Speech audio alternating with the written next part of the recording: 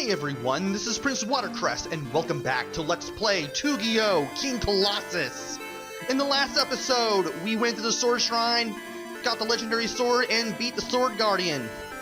But now we can't return to Distaria Castle because, well, they know for a fact now that we are the legendary hero, or some sort of legendary hero, who is the son of an actual legendary hero, and we have to go to Castle Sirius in order to find shelter there and get help from King Sirius. But we won't be going in that way. Oh no, we're gonna have to find another way in because, well, something's really up with this castle. If you go all the way to the right and go through that little corner in the wall there, you'll kind of get into the castle, but you'll get this path leading to this one treasure chest, and that's it. However, this treasure chest is easy to miss if you're not looking for it. And it's a very important one to open because it contains the Kaiser Band. We have something more powerful than the Aura Band now. So let's go ahead and equip that and see what we get out of it. Ooh, we go up to 30. So you definitely want to equip that. If we found all the items so far, including the Kaiser Band, and we have them all equipped, like all the most powerful stuff at this point, we should be able to take care of everything in a few shots. Anyway, it's time to really get into the castle now, and we have to go through this door with the Sirius key, and then we can start exploring in here.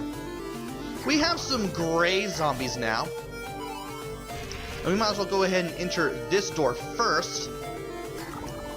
It won't lead to anything specific, but it will tell us something that we should know.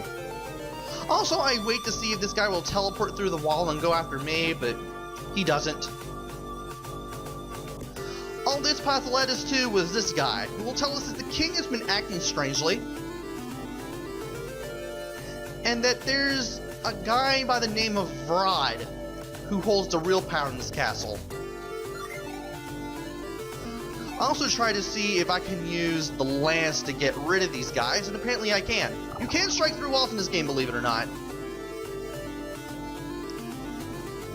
You won't have many opportunities to do so, but you can.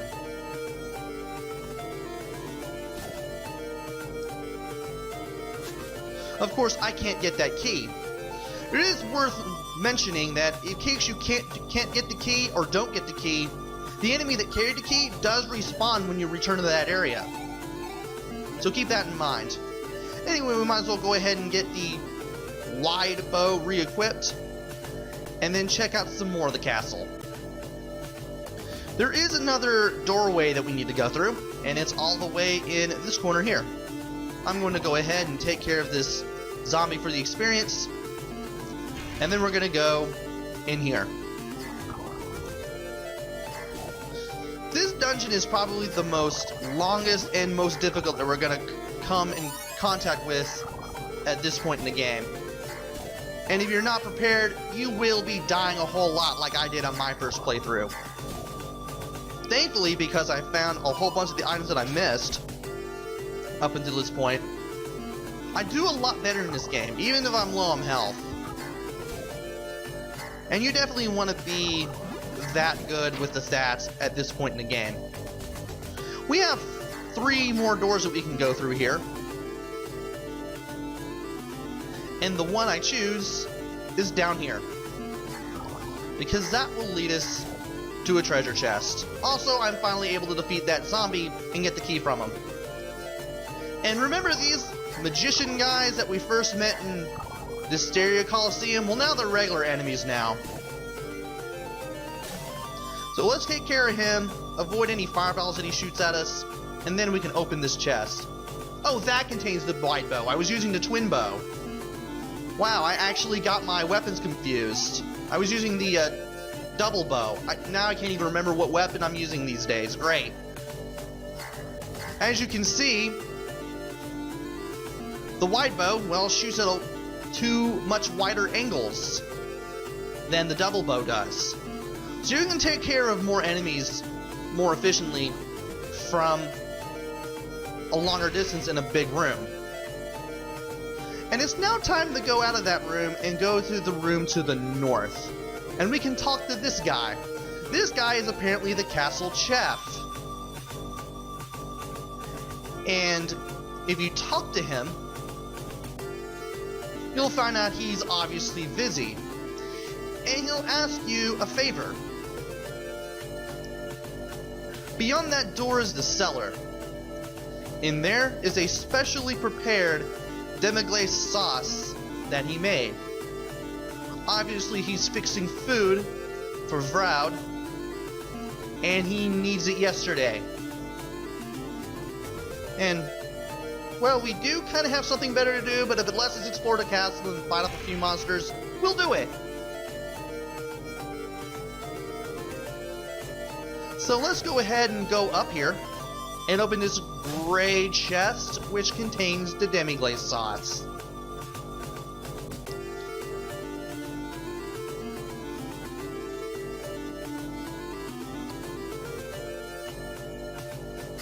And we got mimics here. Guess what? The one on the lower left, the lower chest of the three, is the one that contains the medical herb. The other two are mimics. And now that I'm pretty much done here and I know where I need to go, and I have the demi-glace sauce, we can talk to this guy again. We'll give him the sauce. He adds it to the dish. And he's done. And in walks this guy. This is Vroud. It looks like we got caught, but he doesn't seem to notice us. Also, the meal is for the king and not for him. Vroud's just the lord.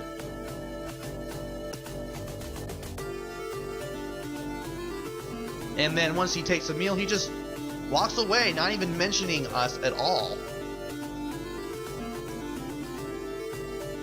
You don't have to talk to the chef again after Vroud leaves the room.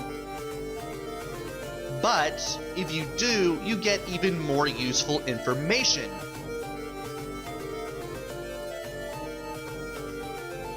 Also, he finally notices what you look like. If that's the case, how did he even know we were here?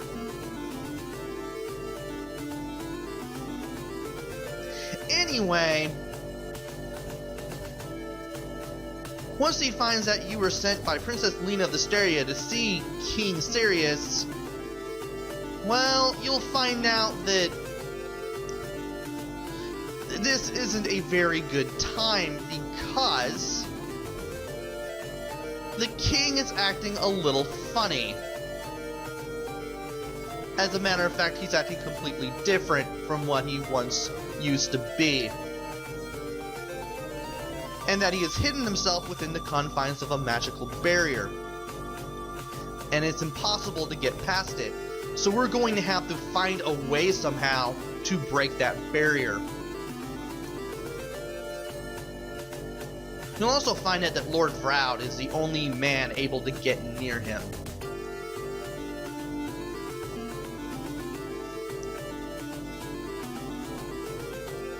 Of course, we're still gonna try to talk to King Sirius.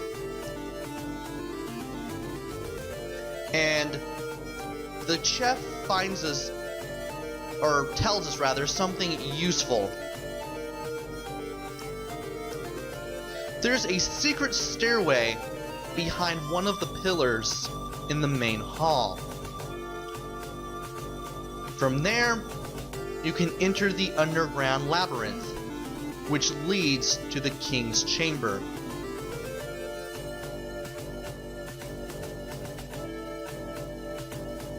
He also tells you to beware of Vroud too.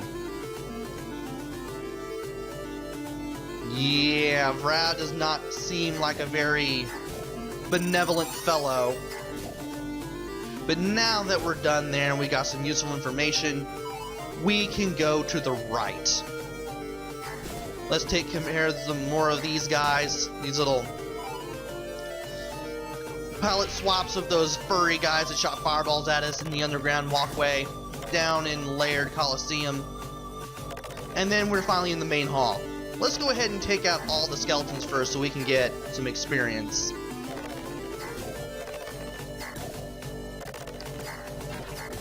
And I can't believe I let that guy hit me. You won't be able to go through that door, sadly. And I believe the second one on the right, the one near where I'm jumping right there, that's where the entrance is. But first, we need to go into this room and follow the path here. Not only will we get more zombies to take out for some extra experience, but we should be able to get another gray treasure chest. Inside this treasure chest is the Buster Glove. So we can increase our stats yet again. And I accidentally mess up, but I managed to catch myself out yet again. And there's the Buster Glove, which is a step up from the Fighting Glove, or Fighter's Glove. And this will increase our attack power by 25. Let's go all the way back to the main hall and enter this secret passage. Now, this is a little finicky, but eventually you'll be able to move into it correctly. And we're now inside this little underground maze. There are 3 doorways in this little part of the maze. And we're gonna go from left to right here. Leftmost doorway to go through is up here, up these stairs. And this leads to a medical herb. That is not a mimic. So in case you need to heal up or need another medical herb, you can go over there and get that medical herb. Next doorway we need to go through is down there.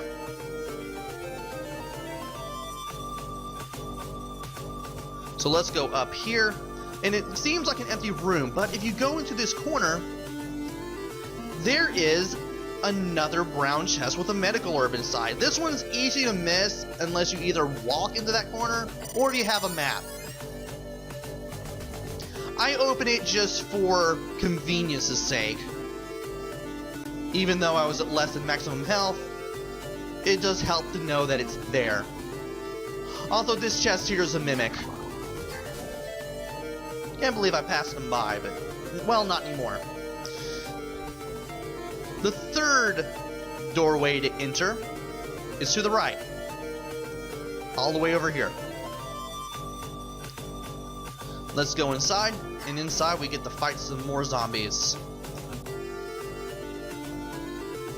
Inside this room is a skeleton and a necromancer, another enemy that we fought in Distaria Castle that ends up being a regular throughout the game from this point. Thankfully, because we're powered up and we have the wide bow, we can easily take care of him. And here we are in the throne room. This huge expanse of a room. There's King Sirius and his magical barrier. If you walk into the magical barrier, you will of course be unable to pass through it. So obviously you're going to have to take it down. To the south of that is the main entrance to the throne room. That led to the main hall where we found the hidden passage. We obviously can't go into there from here. And this is the only other doorway through which we can go. Follow the path. Go down here, and then you're in another maze-like area.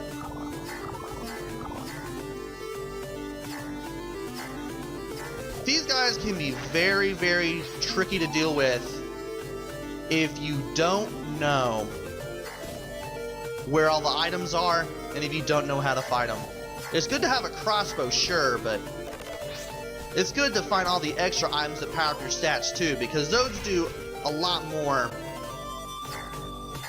than leveling up ever will.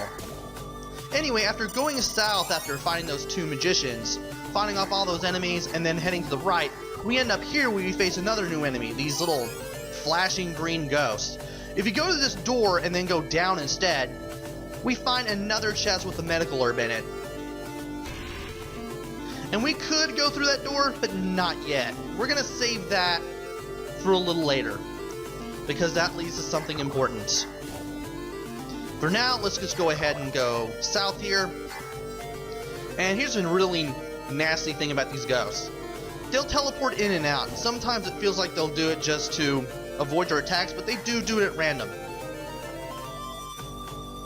And this room with the zombie inside, just to tell you, hey, there's a chest on the right, there's a way to get to it.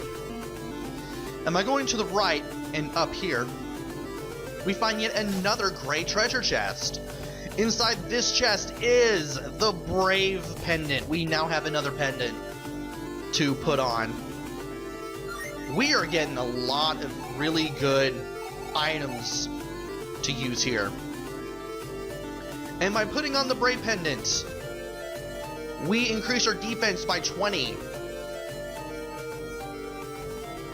So now that we're out of here, let's go ahead and check out even more of this huge expanse of a room. About those ghosts teleporting in and out, I forgot to mention, sometimes if you're not careful, they may teleport on top of you and damage you. That did happen to me a few times in my initial run through the game. This opening leads to a skeleton and another necromancer. The skeleton here carries a key, so let's go ahead and take it from him and then fight this necromancer for the experience. Thankfully, finding these items made fighting enemies here a lot easier. And I believe, yep, that's a mimic.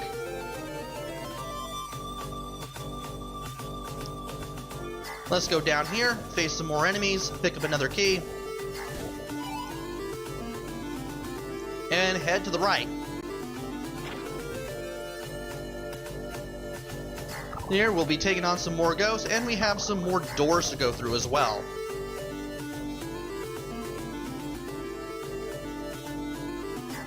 I'll be exploring the doors as soon as I can finish off the ghosts. And sometimes it can be easier said than done, because that one wanted to teleport on me quite a bit.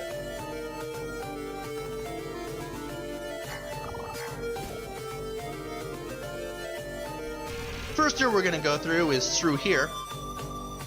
Follow the path to yet another great treasure chest that we were able to spot as we were going through here. Inside this treasure chest is the magical shield.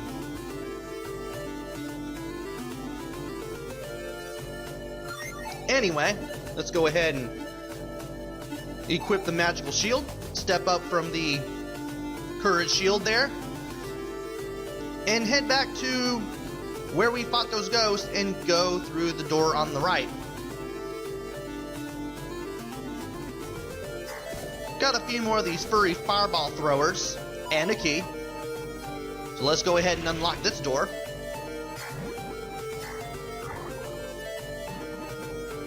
And we have a bunch of magicians and skeletons to fight.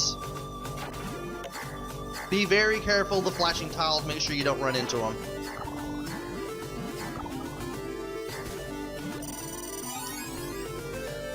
Be sure to keep an eye on your health, try not to get hit a whole lot, and you should be good through here. It also helps to be like in the high teens, lower 20s for your level, because you'll definitely have enough health to get through here.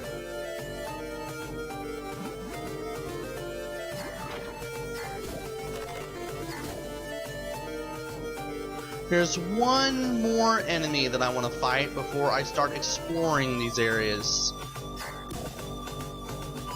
And now that I've taken them out, we can do it! Alright, there are a few doors to the north, starting with the one on the left. We have another magician to deal with, as well as another necromancer. Thankfully, you'll be able to take out the magician before you can take out the necromancer. Almost got that mixed up. And after you take care of this necromancer, we can go through this door on the right. Necromancer also leaves a key, so let's go ahead and grab that. And go through this door. Now I have even more doors to go through, as well as two skeletons and a necromancer. I don't even know why they call them, why I even call them necromancers. All they do is just teleport in and out and just shoot like 8 fireballs at once. I guess I just call him that because, well, the first time we saw him, he was a necromancer who brought out skeletons and actually had boss status, and now he's just a normal enemy that shoots multiple fireballs. Anyway, we went south through this room first, and that led us to a room with a bunch of skeletons. So let's go ahead and fight some skeletons. And there's a tile here. Let's go ahead and fight the skeleton off. And then we can step on this tile. When you step on this tile, you'll actually be brought up 1 floor. You actually want to touch this tile, because this leads to yet another great treasure chest, and inside is the Cursed Crown. And this is an important item, but we don't know what to do with it yet. We do know that this is a special item, so we're going to have to do something with it at one point. For now, let's just go back up and fall through the hole so we can return down here and fight off the rest of the skeletons.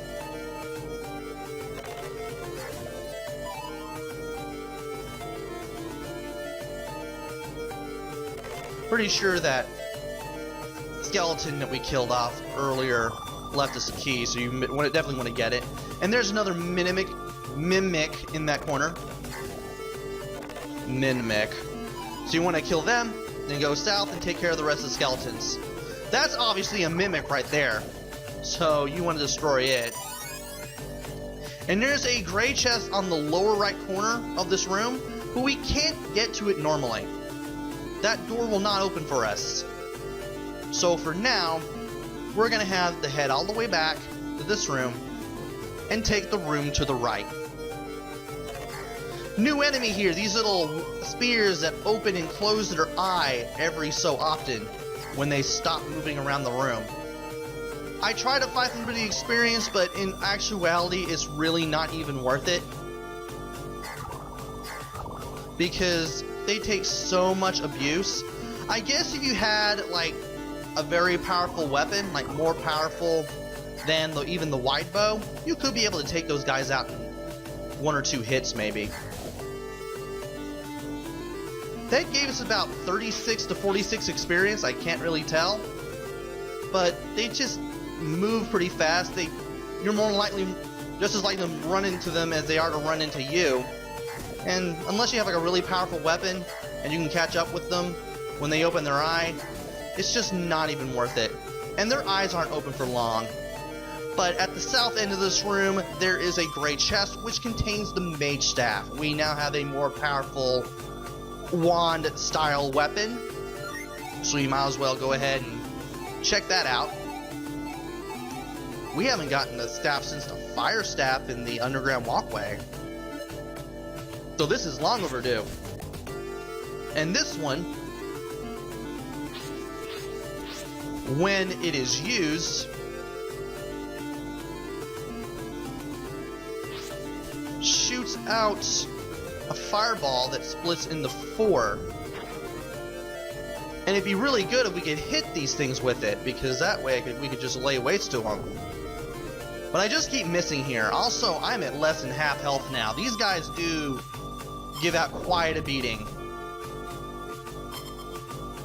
And I thought I was going to be able to hit that guy. Apparently I could not. Thankfully I was able to take him down. And thankfully that was the last of all those eye enemies. I was able to take them out, but as you can see, I took quite a bit of damage from doing that. They're like one of the few enemies, like, if you can fight them, great, but most of the time it's just not even worth it. Also, our attack and defense have gone way up since we first started this dungeon. We were like at like the high 120s, low 130s, and now we're like at the mid 140s, almost into the 150s, which is really nice. And now these guys have respawned, so of course I'm going to take them down for the experience. and see if I can get some health pickups as well. Which is something I wouldn't usually count on because they're usually not going to show up when you need them to. That's the one bad thing about the game making you rely on random health pickups rather than giving you the ability to heal yourself just by standing there like a bump on a log like Lagoon did. It is easier for you to die. And I do fight some of these enemies off to see if I can get some health pickups, but sadly that wasn't really to be around here. Nevertheless, I do get some much needed experience, so it's not like I got out of this empty-handed. I got nothing out of it. And we now finally go to this room for the first time. We now go to the right, and inside this room are a bunch of platforms suspended over a pit. You have to walk down to the right and then jump to that moving platform. Then we head to the right here, carefully, and then we cross these platforms carefully. Want to be very careful here because one wrong move, you're going down a level. And now we have to carefully jump across those two platforms, and then we'll finally end up here. There are a bunch of pits in the lower right-hand corner of the room here. Let's go to this one, the rightmost pit, all the way in the corner there. This finally takes us to this gray chest, which contains an evil sword. Believe it or not, this is not an equipable weapon. I believe this is another special item that is used for this dungeon. And now that I'm here, and the door is able to open for me, I try to look for health pickups, and I nearly get killed by this mimic. This is why you don't go near them, because they're barely fast, they hop around a lot, and they can pretty much destroy you in a couple of hits. They're pretty powerful enemies, I will give them that. I've also noticed that there are times in the video where the music goes in and out. That's actually me pausing the emulator, looking through a map, seeing where I need to go, and then continuing on, unpausing the emulator, and then doing what I need to do from there. Since video 1, all of this commentary has been post-commentary, meaning that I actually did the footage first, and then I added in the commentary later. I may have mentioned that in video 3, but in case you were wondering about it, well, there you go. And I fought off a whole bunch of skeletons here, and I was able to get almost all of my health back. Which is very good, because I noticed that I was nearing the 30-minute mark. And I wanted to save my game whenever I could. Before we do that, though, we want to fight off some more enemies that have since respawned, because we've traveled quite a lot, and I can't believe that guy pretty much teleported right in front of me and did some really bad damage. But I do go back into this room, and this is where we're going to end the video. Join me next time, where I explore more of Sirius Castle, and maybe break that barrier that's surrounding King Sirius. Until then, this is Prince Watercress. Take care, stay safe, and thanks for watching!